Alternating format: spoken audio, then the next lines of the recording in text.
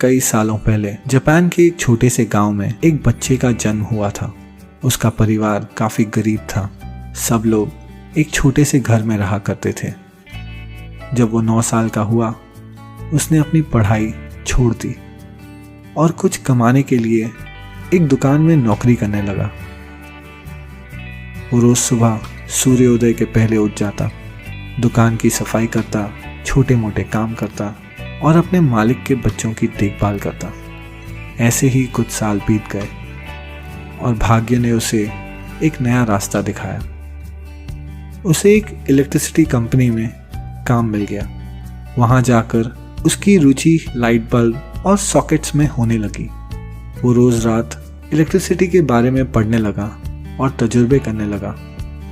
एक दिन उसने खुद से एक नया लाइट सॉकेट बनाया। वो काफ़ी खुश हुआ और उसने जाके अपने बॉस को उसका नया लाइट सॉकेट बताया, मगर उसके बॉस को वो अच्छा नहीं लगा। उन्होंने कहा ऐसा प्रोडक्ट मार्केट में नहीं चलेगा। उसके बॉस की नामंजूरी के बावजूद उसे उस प्रोडक्ट पर भरोसा था। उसने खुद की कंपनी शुरू करके वही लाइट सॉकेट बेचने का सोचा। ये बात उसने अपने दोस्तों से पूछी।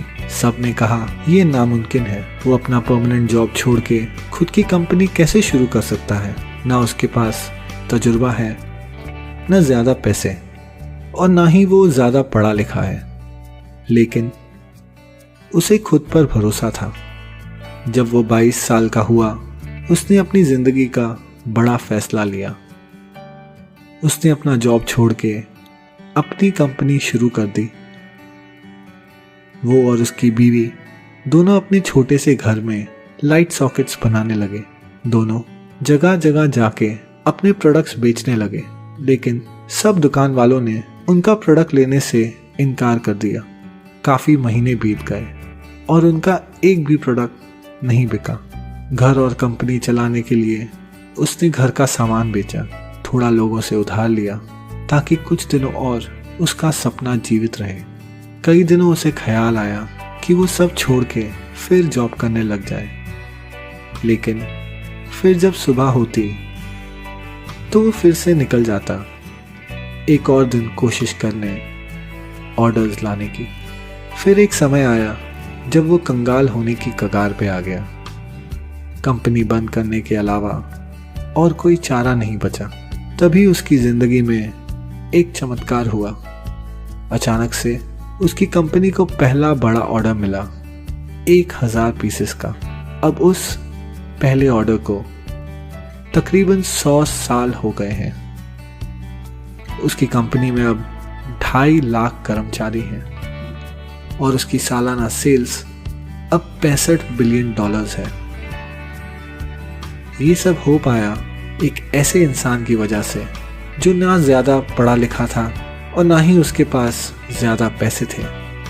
बस उसके पास एक ही चीज थी, खुद पे भरोसा। उस इंसान का नाम है कोनोसुके मात्सुशिता और अपने छोटे से घर में जो कंपनी उन्होंने शुरू की थी, उसे अब पूरी दुनिया पैनासोनिक के नाम से जानती है। कामयाबी उस बात पर निर्भर नहीं है कि आप कितने पढ़े लिखे हो या आपके पास कितने पैसे हैं। कामयाबी की पहली नींव है खुद पे भरोसा।